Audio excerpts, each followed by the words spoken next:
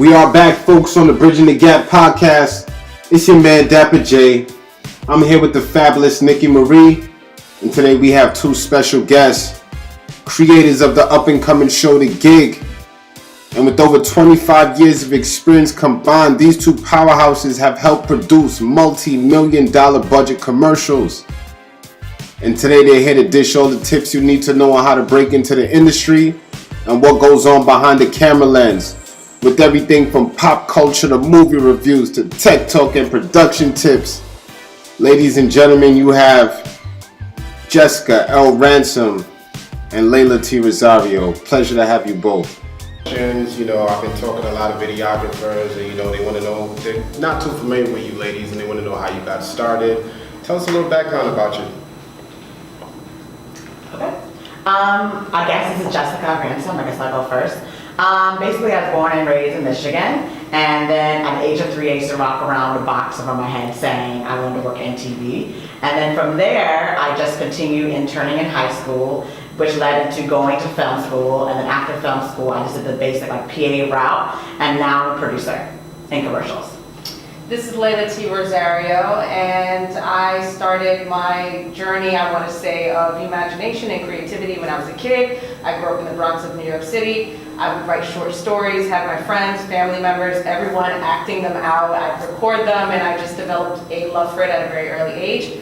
When I was a teenager, I was interning at film festivals, so that exposed me to reading scripts, also networking and watching films. I went to film school, and after I graduated, I worked my way up, everything from being a wedding photographer to an editor to being a PA, a non-paid PA, you name it, and it led me into the career I have today.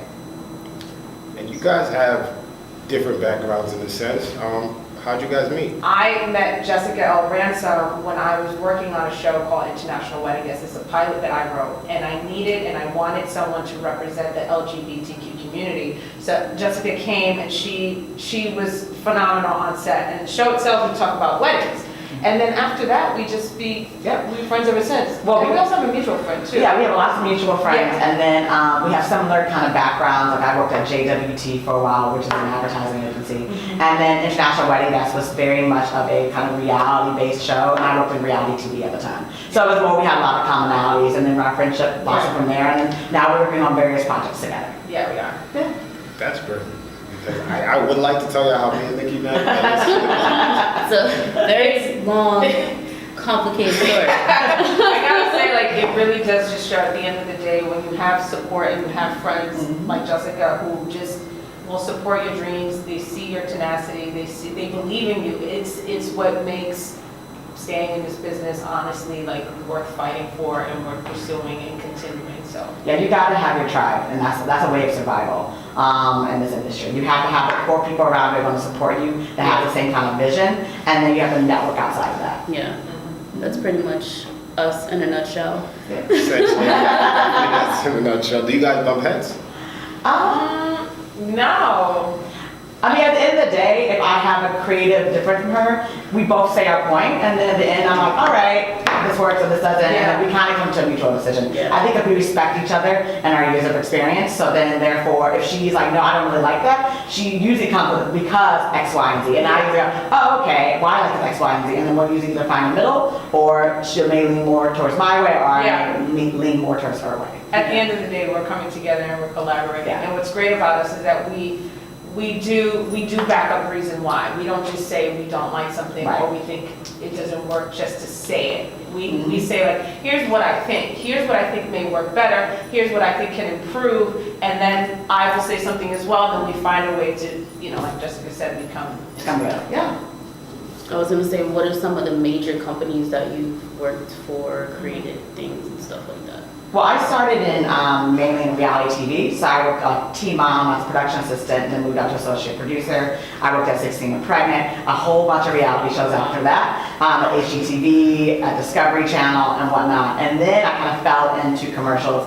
Like I said, I worked at JWT, I also worked at Anomaly, I'm at a production company now. So, and at the production company, I'm working with Google, I'm working with Panera, Converse. I mean, you name a brand, I'm working with. So, and I'm producing commercials for those brands right now. Yeah. So for me, it's a combination as well, working for companies like, let's think about it. So I started off in VFX as a PA. Well, besides that, I was also working in production as a freelance assistant camera operator and loader. So this is at the time when people were using 35 millimeter to film. So I was loading mags and, just working in the camera department and really just having a physically and also long hour position where you're working on set, you're working out during the cold, you're working out, in the beating sun. And then leading that, I crossed over into the visual effects side where I worked as a production assistant at the moving picture company in London. And that really just, I want to say, it just exploded my access to not only domestic markets, but international markets, understanding, that London also is a major hub for post-production, visual effects, film and television, you name it, and getting that exposure was exciting. Yeah. So in addition to that, when I came back to the States, I worked at The Mill, which is another VFX company, and then I worked at advertising agencies as a producer. Some of them are JWT, Gary Bowen, Huge, Virtue, which is Vice's ad agency, and they just keep winning awards. Congrats, seriously. They're really crushing it. And now, after working full-time for agencies, I crossed over and became independent in 2017. So since then, I've been working freelancing and independent, and it's been great. And I've been working on brands like Hennessy, working with companies like Facebook, the One Club. What else? International brands such as Simbi, which is a fashion ethical brand based in Haiti.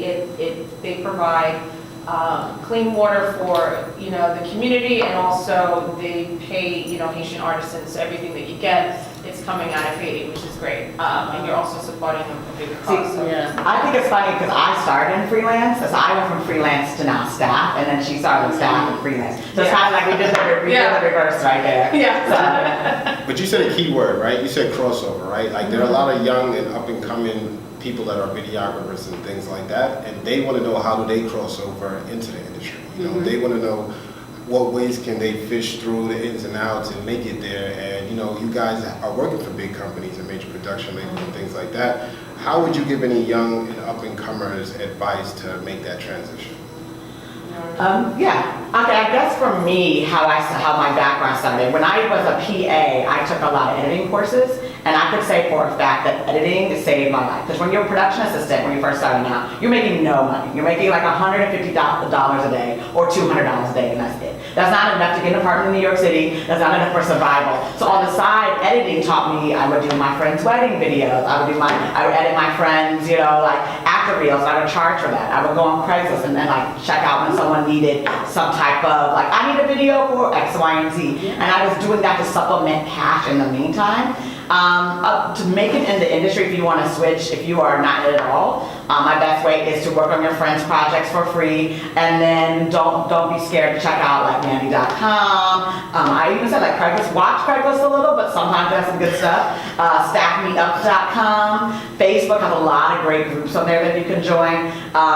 So if you're trying to get into industry, that's one way. If you're already in the industry and you want to switch, that's a whole other conversation. But right now, if you're starting out, I would say understand that money is going to be very difficult, and just kind of have another side job as you are doing PA work at various different companies and with your friends. Don't discount your friends short term. You never know who's going to become famous. You never know who has a connection. And that's what I learned. That's very true. And for me to add to that, definitely understand that your art and your talent is a business. So I would encourage really understanding finance, understanding film distribution market, what that is like. Also to just getting a broader sense of what domestic and international brands are in markets, so that way you are learning how to communicate differently and also globally when you are orchestrating a large number of people that you have to talk to and sell something in.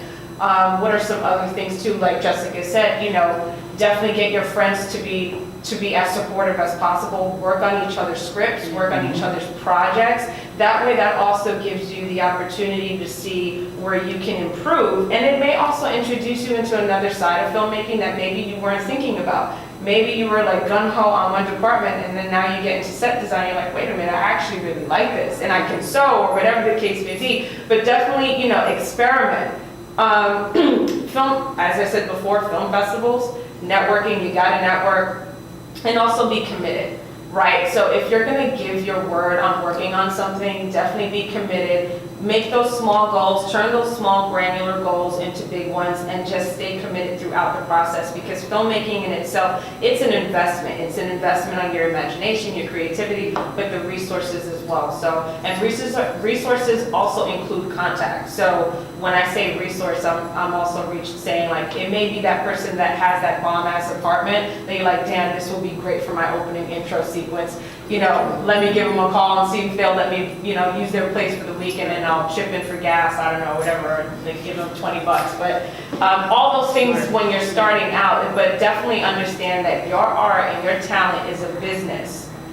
You have to understand how you're gonna market yourself in that, and what is your special sauce? How are you going to sell and represent your special sauce? Because everyone has something, and also the industry, yes, it is lucrative, but you gotta think of like, what are you contributing to something that is already repetitive in existence? Music and film and television, it's been around, it's the, forms of storytelling that are somewhat, ancient, right?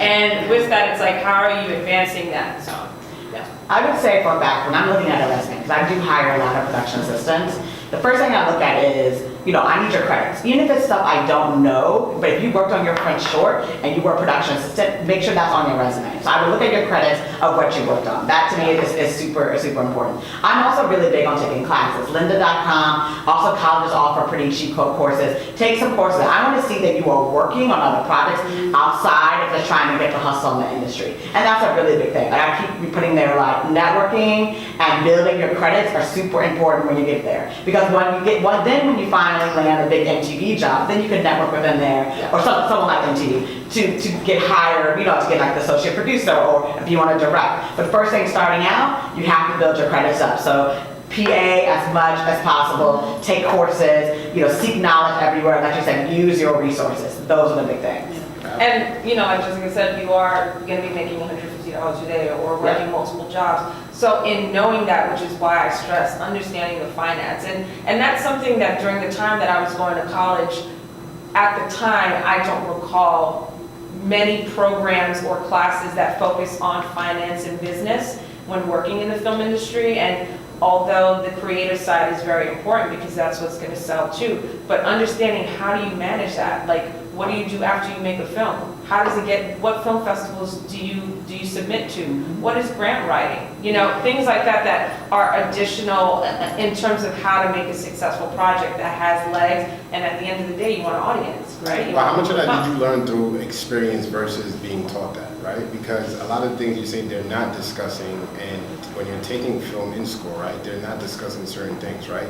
So you have to pick up a lot of these things through experience and talking to other people and networking and connecting, right? What fundamentals being in school are they not going to teach you that people should prepare for, and ask the right questions when you are networking and Well, I graduated a very long time ago. So I don't know what's being said now. that's true. But to back up that and answer that question,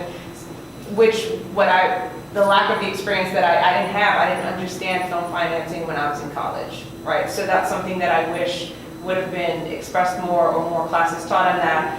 Yes, understanding characters and storyline and script writing, all of that is great, but if you're a director and a producer especially, the director is also part of the on-camera talent, if you think about it, because when films are being, when you're watching a late night show or films are being promoted, you're going to have the cast, but also the director is talking a lot about it. So the director has to understand how to market that film as well, because they're on-camera talent. And producers too. Producers, I find more and more nowadays people are understanding like, oh, well, who produced this? Who executive produces? So they also need to know how to play that card. I think what I would say that lack from school is I for one feel like you need a mentor. And I luckily worked under a lot of great producers in my day, so I think that helps a lot. So I remember there was one job I had, I was a coordinator and I was floundering and I was kind of struggling. Coordinators on the production management side of production. And I had a mentor, this guy, all right, I'm gonna show you the ins and outs. Like, here's a production checklist. Here's what you need to do when you start a shoot. So I think like getting a mentor, someone who's been in business for a while, definitely helps you understand. And film marketing and stuff, it's just trial and error. Because I had to film out, one film of mine like failed, and I was like, oh, and this time they're successful. So actually producing a film, getting it into festivals, and seeing how when you fucked up and someone does great, and asking them like, how did you do it? They're like, well, I did blah blah blah blah blah. You know, like I talked to this person. So I don't lie, fuck it up helps. Just like literally, just like doing a film and then going broke, putting all your personal money into a film. Child, I've done it all. Same. Like I remember one time I was working on a project and I needed the money, like the startup cost, but I didn't have it. But I had a whole bunch of gear that I was making money with, but I was like, nah, but I need that like extra $6K. And I looked at my lights and I was like, we're gonna have to break up. I'm so sorry. And I sold my lights because I believed in my project so much, and I was like, fuck it, I'm just gonna take a risk. And that's the other thing too, is like commit to the risk, commit to failing, and those things will also, like, if you're still in it and you still want to do it after all of that, you'll find your way, you'll find your path. I don't think there's any specific, guidebook or book of rules that is going to get you directly on the path of directing and producing. You have to fuck up, you have to have life inspire your art too. Like there's traumatic events that happened in my life that I am taking that and I have used that in some way, shape, or form to influence my art. I mean, if you look at like Issa Rae, if you want to be like Issa Rae's story is she was like a YouTube star online, and then she ended up getting a production deal. So that way, she didn't even do the typical like PA kind of thing that most people go through. So I mean, it really depends on the path. Really, this industry is kind of luck of the draw. There's no like one way to make it. Do you think timing also? Yeah, because you guys are emphasizing on failures, right? When you hear people's stories, they always talk about their success in a sense, right? What's your biggest failure that you could say, like, you really learned from that was a game changer for you, that helped you put everything in perspective and kind of put you in the right position to work harder or be successful? Oh God, biggest? I have many. Can I say like multiple? Right. Tell me one of your most recent failures. How about that? One of my most recent That was failures. a game changer. Getting laid off. But that's not a failure. It's not a failure. It was a lesson and it was a situation. But in terms of it, when you say game change, right? So me getting laid off in 2017, that year 2017, a lot of things affected my life personally and professionally. I lost 5 members of, that passed away, including friends, and emotionally it was like back to back. And then like after there was a tragic death in my family, after that, 2 weeks after I got laid off. But in between that process of mourning and really just feeling like, I don't know what am I going to do anymore. I was in a very terrible headspace emotionally as well. Thankfully, Jessica, my tight friends were around, but that moment when I got laid off 2 weeks after death in my family, I thanked the universe. And I was like, I needed a break. I was so happy that happened because for some time I was saying, I want my own business. I want to work for myself. I wanted, I have all this years of experience. I'm ready to be able to push myself to be a leader and run my own accounts and so forth. And then when that layoff happened, I remember my boss at the time, he was like, honestly, like, you need to be doing you. And I just looked at that and it was like confirmation from what I was hearing already inside, and people are also seeing it. And so the layoff was actually a lesson in saying like, we're, transitioning, and the business was transitioning, and also I too was transitioning. And then I have to just say to myself, like, if I'm really going to go forward and do it this way, then it's just like fasten up and get ready. So I want to say that was a big changing point in my life in 2017. Are you big on energy? Very big. So you feel like the universe aligns things in your favor, sometimes you're comfortable in a position that we're in. Yeah. Well, favor, or when you need to really pay attention. When you need to pay attention and say like, okay, there are things that are adding up, there are signs that are there. Your body will tell you too, you have your own internal antenna. So your body's gonna pick up on energy and vibes that will be able to say yes or no. It's up to us to say, like, if I have the choice of if I wanna do this or not. And sometimes if I decide like I'm not making the right choice, I already know what the fucking answer is. It's not like, this is probably not a good idea. But I'm gonna go with it anyway and take the risk. But yes, I do believe on energy, yeah. I would say, in terms of failures for me, here's what I would give people.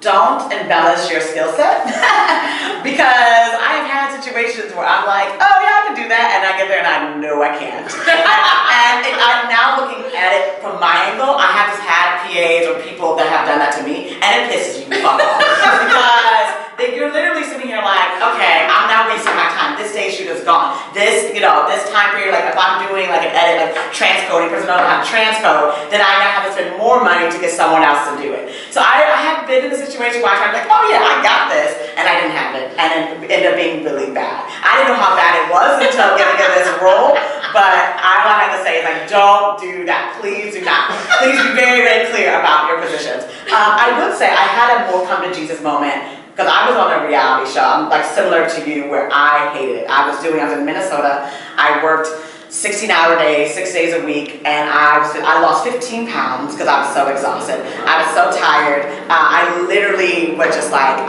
it was the worst experience. It gets into, there was racism thrown around, racial slurs. I was called lots of different names, anti-Semitic by a producer. Yeah, then this gets into the Me Too, sexism, racism discussion, whole other conversation. So I had a set life. I call it set mutiny was happening on my set, and also really, really long hours.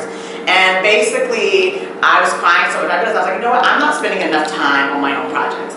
I was giving all this energy to this show. I was giving everything to this, and I was literally crying every single day when I was on this. And I was like, you know what? I need to start devoting my time to myself. And then that's when I switched and went into commercials. Because I was like, all right, I need like something stable. I'm tired of freelance life. I'm tired of like not knowing where I'm at. And I literally was flying out. I was in Daytona for 3 weeks. I was in like 2 months in LA. When you're on a reality life, you're literally flying all over the country because you're going to where the cast is at.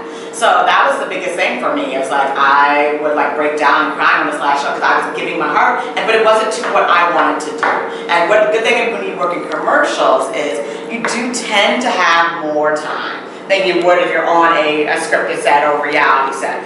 And then you do have some weekends. I'm not saying a lot, but you do have some. So in that case, I'm not able to do things like The Gig, and I'm not able to I have a film series I'm trying to develop to shoot in July. I would never be able to do that if I still was in reality or still was in scripted. Like I would never be able to do that. So I would say time management has been my lesson in this game. Is it harder to keep it going, or is it harder to start?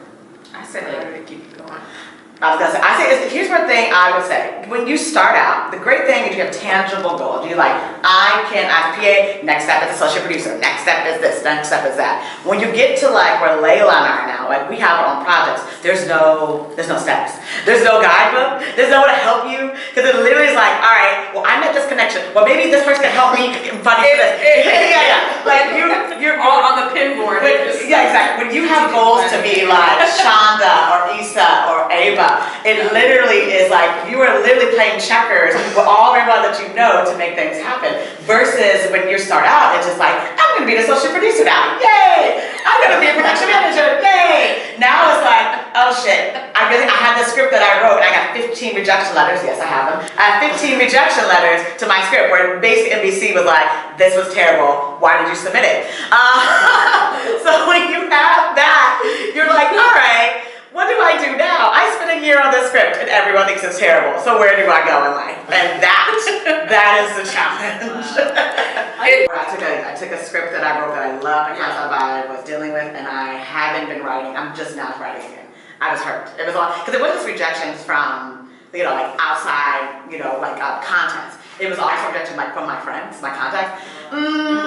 This doesn't really work. We're not understanding the main character. This is actually too funny. You need to work on your A story. You need to work on your B story. And it was always conflicting. It was like, oh, your B story is great, but your C story sucks. Or your C story is great, but your B story. Like that's in terms of writing, like the different paths you can go in terms of narrative. So it took a year. Like a year I just stopped writing. because it hurt. I wrote the script with my heart and soul. I still think it's great, but no one else does. Not true. I disagree. The script is so great that we've seen variations of it, Yeah. of other shows that I will not name, but that are there. And also too, in terms of rejection, I'm going to piggyback off of that.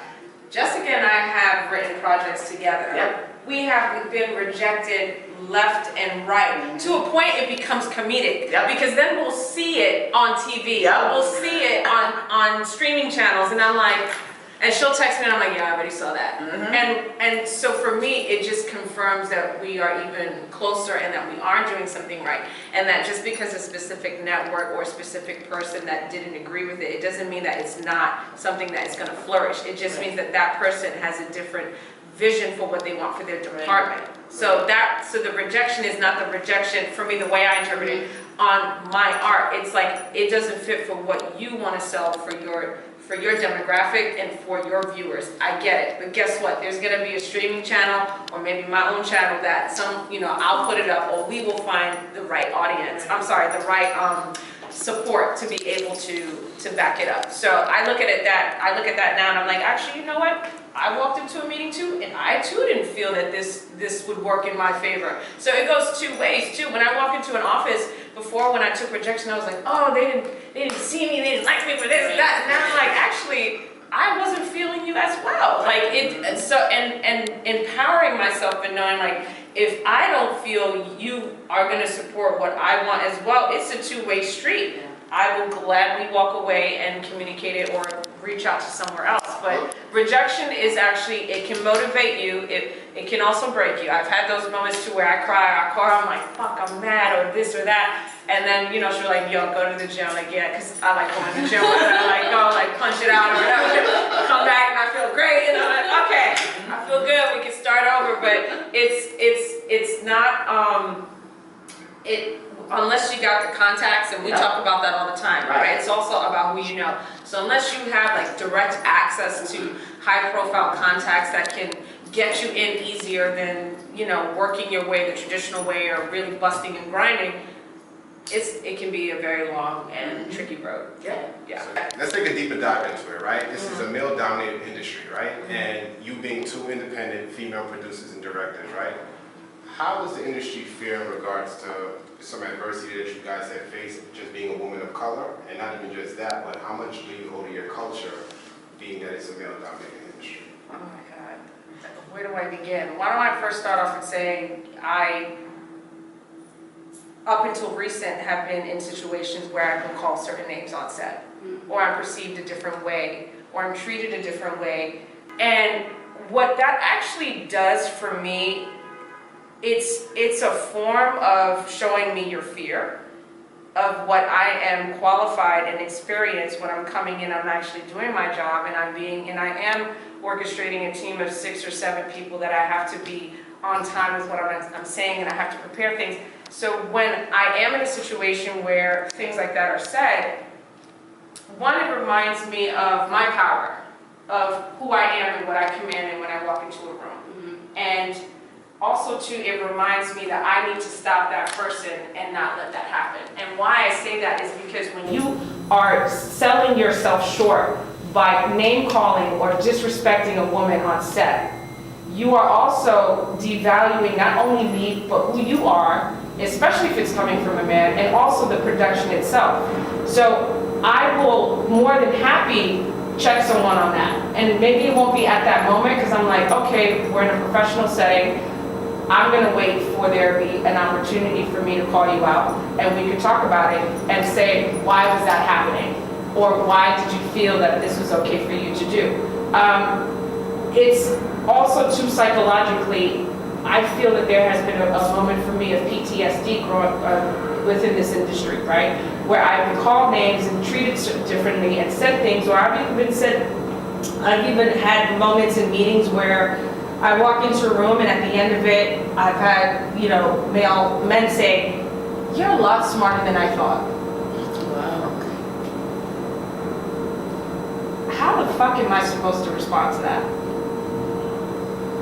That's a good question. And I look at that and it just, why I say PTSD, because I need to unpack those experiences. I need to sit with that. I need to just like figure out why is it affecting me in certain ways and why is it that I'm still being challenged in ways like this on set. Challenge my fucking creativity, challenge my intelligence, challenge that maybe there's a technical error or maybe there's something that we can do to the story.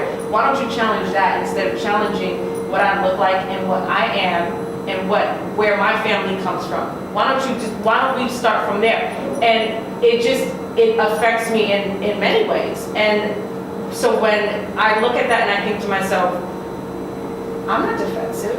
If anything, I have to create now a separate boundary where I need to disassociate myself because now I have to guard myself. And it's unfortunate that I have to walk in situations where those circumstances happen. But I'm one for being very vocal and also I will reach for support. Like I will call Jessica or I will call, for instance, say, hey, this is what happened. And she'll even say to me, we need to talk about it. We need to unpack it. We need to discuss this amongst one another, but also too in our circle of friends and say like, no, this is not okay. Like this kind of behavior is not okay on set or whether it's in an office setting too.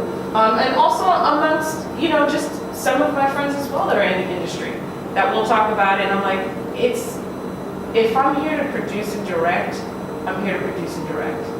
I'm going to come in, I'm going to be respectful, I'm going to be contributing my part of the creativity. I'm going to fight for it too. If I believe in a project, I will fight for it. I will defend it. I will protect it. And I want you to... I touched on it a little bit. I had a project that I worked on where I call set mutiny, where when you're on set too long with people, you kind of go crazy, and that's basically what happened. And on set, I have been called racial slurs. I have had situations where people were anti-Semitic. In terms of, so I mean, like, definitely belittled.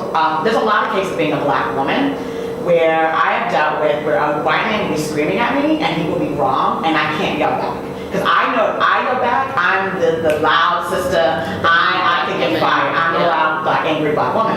I had this happen a lot where white men would challenge me and they would be up in my face. And one dude was like, you don't know what you're doing and you're wrong. So what I did was, I was like, you want to play this game? Cool. I sat there, took all his yelling, he did a whole scene in front of everyone on set. So then I sent an email, and mind you, he was wrong. And I CC'd everybody in the email. I was like, actually, the actuals are blah, blah, blah, blah. And I literally blasted it out via email like he was wrong. And I put it very professionally. I'm like, thank you, sir. Da, da, da, da, da, da. It's like, let me know if you have any problems with how you want to proceed here. And that's the only way, because as a black woman, I can't directly challenge anyone at any time, because if I do, I'm fired. And that is just straight up. Like, that's not the industry. It's real. It's racist as fuck.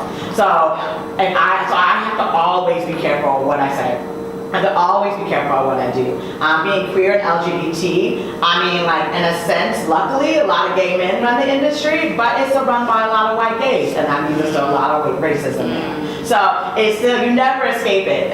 Even in the entertainment industry, how liberal it is, you get that get out liberalism. Like, oh, you speak so well, you're so intelligent, but you're not giving us the funding, you're not greenlighting any of our projects, you're still, only keeping us at a certain level, and we're never graduating to where we need to be, except for a select few that are already there. So that's what I've noticed in the industry. Like, where racism, for me, I've dealt a ton of racism. I haven't even called racial slurs on set. So the yelling thing that I've gone through that too. That experience that I remember I was working at an agency at the time, and I walked into a record session, and the creative director was upset that I walked in during a record session, and he yelled at me in the record session. And I looked at him and I was like, oh, we're gonna fix this later. And I waited until we all finished, and I walked him out, and I said, do me a favor, don't you fucking talk to me like that again. And I was like, we good? Okay, great. And then, he said, I'm really sorry about that, and we were fine. But I just said, where were you coming from that you had to project your personal life in that room? Because all that was personal, that you just wanted to throw up on me because you saw me as this nice, sweet, very hopeful person that I am, and you decide like, okay, I'm gonna take my shit out on you. I'm not your doormat. No, not at all. And yeah, it's just, it is a racist industry. Sexism is real. Oh, yeah. The whole Me Too movement is correct. I haven't had any direct Me Too experiences, but I've definitely heard about it, seen about it, especially with women. I think Me Too is more covert or subvert, I think would be the term, where it's more like, oh, okay, yeah, you're a woman, you're not gonna wanna do this. It's like, that's what I've seen a lot. You know, like we are in like the camera departments, you know, like we kind of get railroaded to certain aspects, like producing and whatnot, but not really directing, not being a DP. That's how Me Too works to me in the industry. Whereas a woman, you're already trapped a certain way, versus men, they can do whatever the fuck they want. Yeah, and how I think we have been changing it, and I'll speak on myself first about what I'm doing is when I direct, I produce, I write, but I'm also cinematographer, right? So if I'm in charge of the camera department, I will do my best to hire at least 2 more females or women or people who identify as women to be in the camera department and say, hey, this is an opportunity for you and I to be able to work together. So that way there is more representation on set of women behind the lens operating cameras. So I try to do that when the opportunity is there and I'm in charge of hiring. I'm like, oh, I can't? Well, here's who I recommend. That is who I want on my set.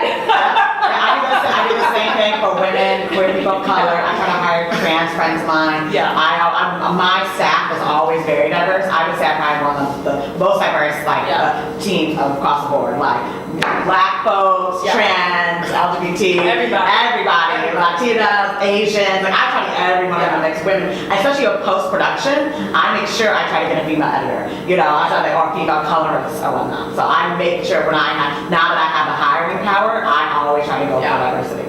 Yeah, we do that. Yep. Do you think people are intimidated for the most part when they see a woman of color enter the industry? Because we know there's racism and sexism. These are not elephants in the room, right? These are things that take place in the industry, right? A lot of it, would you say it's intimidation, the fact that they're intimidated, or they just want to keep you at a certain level, like you said, and don't want you to elevate? I think it's both.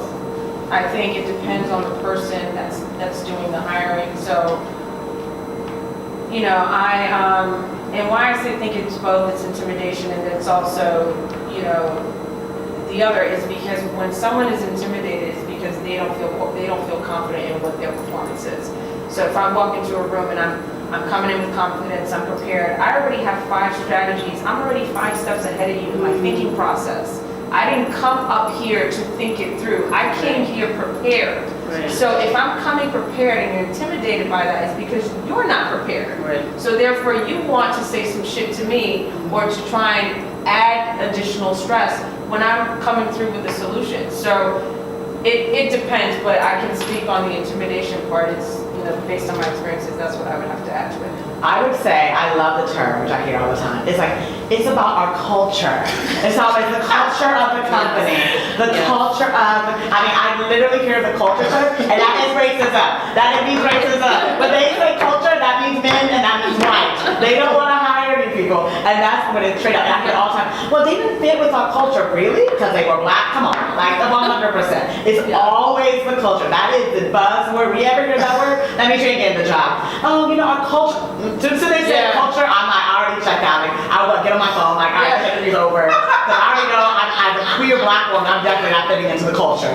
So it's definitely something where there's other ways in which they are racist in this industry. Right. Yeah. So get ready for that. Yeah, the culture. And also too, when someone is interviewing you and they'll look and they go, you do this, but you don't do this. One little thing, you don't do it. But yeah, you won awards and great, but you don't do that one thing. And I look at that and I'm like, hey, you're right, I don't do that one thing. Yeah, I don't. I came in for all the other things that I spoke about. You know, so there's that. We were talking about that yesterday. We were talking about yesterday. Yeah. I mean, here we are. So we went from movie screens and TV to tablets and all kinds of stuff. And I'm probably very guilty of this. Everything I watch is on my phone. So how does that change your eye, the way you have to look at things? Well, I think now more than ever, because we have the industry saturated with so many storylines, so much great content, also shitty content out there too. Yeah. It's a matter of finding how you want to sell in your story. What market, it goes back to market, what media buy or what streaming channel or what avenue do I want to take? Am I making a feature-length film that I want it to be available internationally, domestically, whatever, in theaters?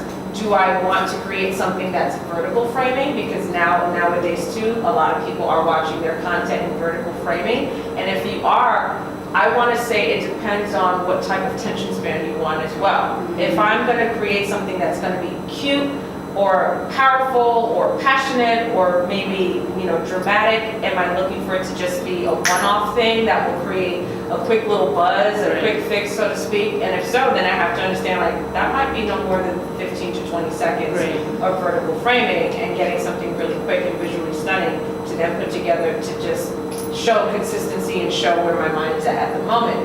If it's going to be, so yes, it has an impact in terms of how many ways we can tell a story. For me, what I find to be really exciting right now is Black Mirror's Bandersnatch. Sorry, that in terms of how the director took. David is his name. David. Oh God, I'm fucking it up. I think his name is David. But anyway, long story short, Netflix and the director for that did a phenomenal job in terms of making it interactive for the audience. Right. So that is a smart way of saying, here's how we're going to take technology, push it, and have the audience be able to decide and choose how we want the next scene to play out. That shit is bomb. I don't know if anybody else is doing that right now. I look at that, I'm like, this is where we're at with storytelling. Yeah. Oh my God, this is so amazing. We were talking about, we're up until both 4 in the morning, playing different scenarios and going back and forth, oh my God, did you play all 5? Yeah, I played all 5. What happened? And that to me is just the next wave of how to keep it fresh, how to keep it interesting is now you're giving the audience the choice of how they want the story to end. Oh man, we're in an exciting time for storytelling. Yep, I concur. Basically, I agree with everything that she's saying. On top of that, I think it's just a lot easier to make content these days. You can literally, iMovie, get on your iPhone and cut something up. So I think now that you have just more options and ways to make content, which I think is great. But it's still, like I say, but if you want to get something really mainstream and get something on Amazon or Hulu, it's the old school club and go back into play.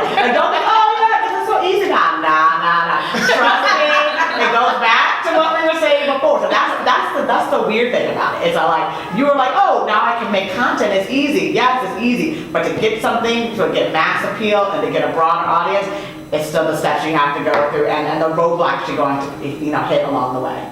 So what entails a good film for you guys? What stands out to make something a good film versus, oh, this is trash? I know you guys I know we discussed that you can look at a film and tell the budget just based on certain things. I mean, cinematography, if it's shot shitty, you're already, also too, it depends on what am I in the mood for. If I'm in the mood for a bad film or watching something that's just shot, for YouTube or whatever, or something that's a little more, I don't want to say YouTube, excuse me, let me work that back. If it's shot in a low budget way and I'm ready for it, then I'm ready for it. But for me, what makes something great, acting performance, for sure. The cinematography, sound design, and editing. The sound design, if you have bad audio, it doesn't matter how fantastic the performance is or how good the picture is. All you can focus on is oh my gosh, there is bad sound. It's recorded horribly. So sound also makes, for me, it can make or break a film. If it's not good, I'm I can't listen to this. Or a podcast.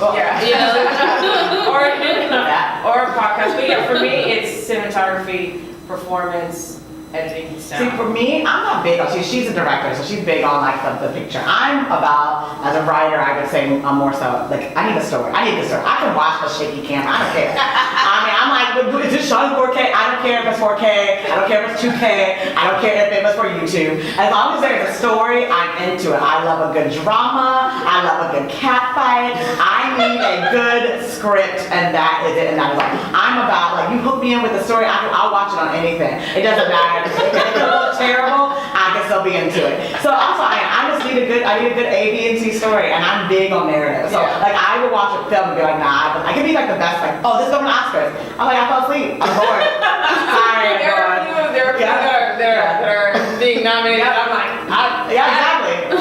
I should probably not say it, but I fell asleep on it. You know? Exactly. There's a lot of films where, yeah, but for me, what hooks me is, yes, of course, I do love, as Layla said, we agree, I like the beautiful, I like clean films, I like to call it, like very stylized, very beautifully shot films. Some people like gritty film, I'm not really into that. I like my movies to be aspirational, like beautiful people and beautiful clothes and a beautiful setting. I was like, oh yeah, this is the life I want to live. Like, so I like all the things to be beautiful. So if it's like a gritty film, I have a harder time. But if you have a good cat fight in there, then I'm like, all the time. See, I'll take a shitty story any day, because I'm like, if you can turn a shitty story with your performance to sound great, you sold me. So like, if the actor's like, this is a really bad script, but I'm gonna sell it, and you convince me with that shitty script, then you have my attention. I watch soap operas, so I mean, like, I'm all about like the, Desperate Housewives back in the day. Like, I will take a good old fashioned drama, a good old fashioned slapstick. Like, love it. So yeah, to me the big thing is story. It's all about Young and the story. Restless.